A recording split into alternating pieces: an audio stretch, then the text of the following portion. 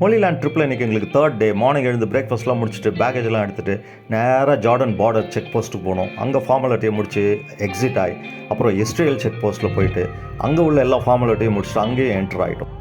இப்போ இஸ்ரேலில் நுழைஞ்சு அங்கே நேராக நாங்கள் சிட்டி ஆஃப் நாசரத்துக்கு போகிறோம். Nazareth is very important for all the Catholic. ஏன்னா ஜீசஸ் ஆஃப் நாசரத்துன்னு சொல்கிறோம். Jesus most of the time அங்கே தான் அவர் வாழ்ந்தார்.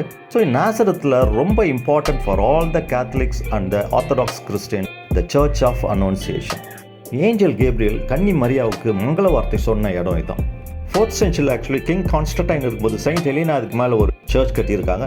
திருப்பி 12th centuryயில் குருசைடர் பெசிலிக்கான்ட்டு அந்த பழைய சர்ச்சை இடிச்சுட்டு கட்டியிருக்காங்க. திருப்பி 1730 அதையும் இடிச்சுட்டு இந்த பிரான்சிஸ்கன் சபையில் உள்ளவங்களுக்கு வந்து பெர்மிஷன் கொடுத்துருக்காங்க. ஸோ 1877 அதை எக்ஸ்பேண்ட் பண்ணியிருக்காங்க. அதுக்கு பிறகு 1955 to 69 அந்த சர்ச்சையும் டெமாலிஷ் பண்ணிட்டு இப்போ இருக்கிற மாடர்ன் பெசிலிக்காவை கட்டியிருக்காங்க. அதை தான் நம்ம பார்த்துட்டு இருக்கிறோம். ஏன் அவ்வளோ முக்கியத்துவம் இதுங்க? ஏன்னா த இன்கார்னேஷன் ஆஃப் காட், கடவுள் இயேசு கிறிஸ்துவாக மனிதனாக நமக்காக பிறக்க போகிறார். இதில் இன்னொரு முக்கியத்துவம் என்னன்னா, ஹிஸ்ட்ரி இங்கே தான் டிவைட் ஆகுது. பிசி அண்ட் ஏடி. பிசினா உங்களுக்கு தெரியும், பிஃபோர் கிரைஸ்ட். ஏடினா ஆஃப்டர் கிரைஸ்ட். ஏடினா ஆக்சுவலி லாட்டினில் வந்து ஆனோ டொமினின்வாங்க. அதுக்கு என்ன மீனிங் பார்த்தீங்கன்னா, இந்த இயர் ஆஃப் த லார்ட்.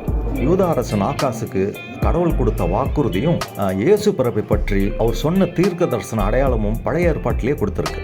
நீ கரு உண்டாகி உனக்கு ஒரு குழந்தை பிறக்கும், அதற்கு இயேசு என்று பெயரிடுவோம்.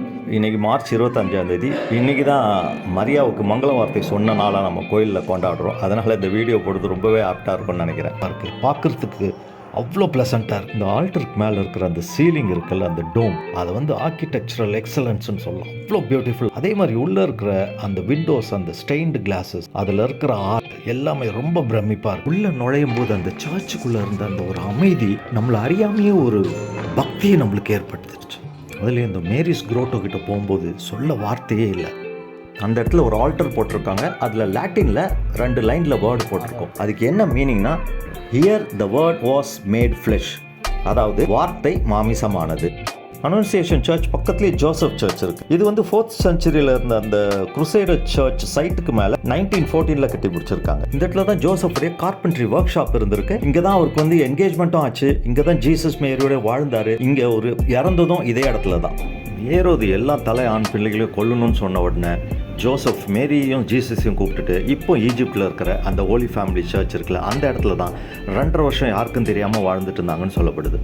ஏரோது இறந்த பிறகு தூதர் ஜோசஃபுடைய கனவுல தோன்றி ஜீசஸை கூப்பிட்டுட்டு இஸ்ரேலுக்கு போக சொல்வார். இஸ்ரேலுக்கு போன பிறகு தான் தெரியும், யூதேயாவில் வந்து ஏரோதுடைய 2வது பையன் ஆர்கேலேஸ் வந்து மன்னராக இருப்பார். அதனால் அங்கே போக பயந்து அவர் கலிலியா பகுதியில் இருக்கிற நாசரத்தில் வந்து செட்டில் ஆகிடுவாங்க. அதுக்கு பிறகு தன்னுடைய 30 வயசு வரைக்கும் ஜீசஸ் இந்த இடத்துல தான் வாழ்ந்து வந்தார். பலரார கேட்கப்படுற ஒரு கேள்வி, 30 வயசு வரைக்கும் ஜீசஸ் எங்கே இருந்தார், என்ன பண்ணிட்டு இருந்தாருன்ட்டு. இது முக்கியமான காரணம் என்னன்னா, ஜூவிஷ் ட்ரெடிஷன். அதாவது யூதர்களுடைய வழக்கப்படி ஒருத்தர் பப்ளிக் லைஃப்ல வந்து மினிஸ்ட்ரி பண்ணோன்னா அவருக்கு 30 வயது நிரம்பி இருக்கணும். அதனால தான் தன்னுடைய 30வது வயசுல ஒரு மினிஸ்ட்ரி ஆரம்பிச்சு மக்களோடு ஒரு 3.5 வருஷம் வந்து தன் வாழ்க்கையை அர்ப்பணிச்சார்.